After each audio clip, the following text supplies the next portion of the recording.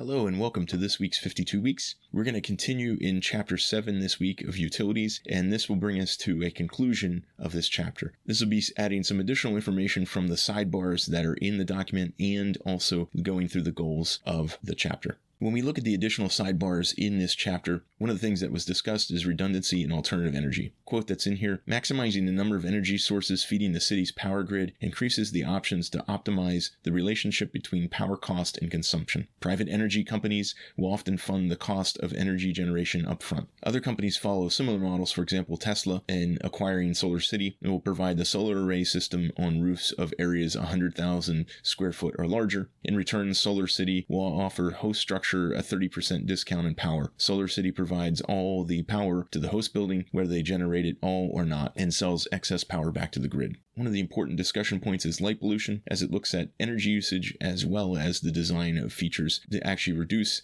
the amount of glare around our city. Outdoor lighting uses 120 terawatt hours of energy for streets and parking lots. Some of this is through the idea of just keeping things lit for what's considered to be safe. The IDA, International Dark Sky Association, estimates that at least 30% of all outdoor activity in the US alone is wasted. That yearly waste adds up to $3.3 billion and also 21 million tons of CO2. There's also this notion that as the lights are on in the area, it reduces crime. A study concluded by the city of Chicago found the correlation between the increased crime and brightly lit alleyways, and a study also prepared by the U.S. National Institute of Justice concluded, quote, we can have very little confidence that improved lighting prevents crime. So these are things to consider around their area of how much lighting do we need at night. Here are some outdoor guides for lighting. This can be used by municipal planning organizations or the participatory planning that happens with grassroots planning in neighborhood and small-scale plans. The outdoor lighting and ordinance and codes are used to save money and increase safety, and the references are the International Dark Sky Association, IDA, Illuminating Energy Society, IES, and the Model Lighting Ordinance, the MLO. Looking back at the issues of energy, there's a really big push of waste to energy incineration. We have this already. Harrisburg's waste is processed by the Susquehanna Resource Management Complex,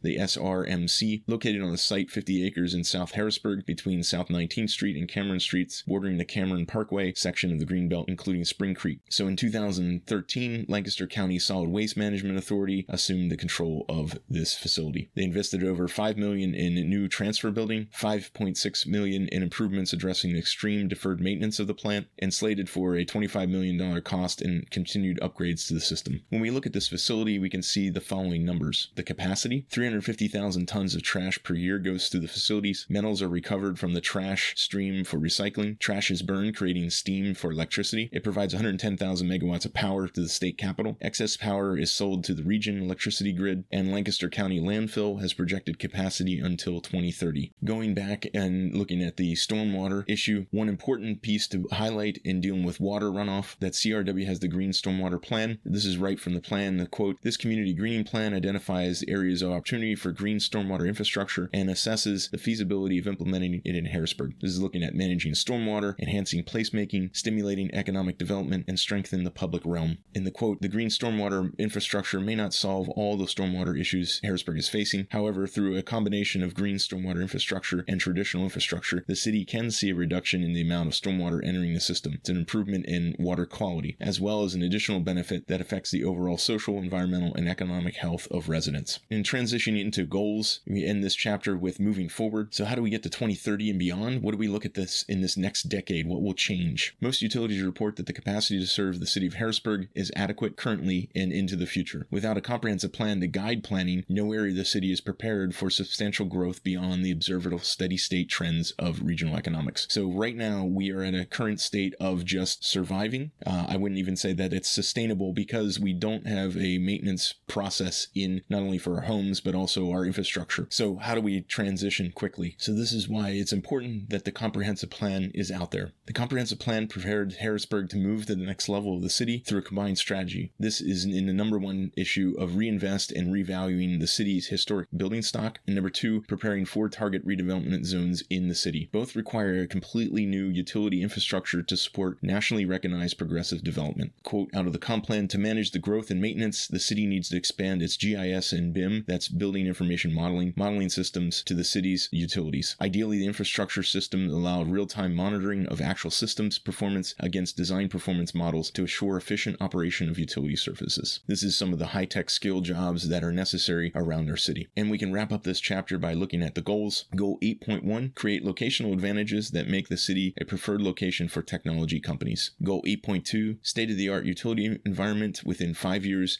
complete conversion of the utility environment within 10 years. Goal 8.3, plan the city as a collection of sustainable urban precincts. Goal 8.4, update the model street sections throughout the city, including building-to-building sections with streetscape and smart trench design for utility tunnels and locating utilities. Provide these to utilities as guides. Goal 8.5, reduce light pollution within the city within 10 years. Goal 8.6, reduce solid waste streaming leaving the city. And Goal 8.7, eliminate outfall of untreated wastewater into the Susquehanna River. This concludes the overview of Chapter 7, Utilities. Hope this has been helpful to understand what's around us or what we may not see, and some of the very dear concerns that we should have, provide some perspective on the life supports around our city, and how do we adapt and grow to the next level in the next decade. Thanks again, and take care.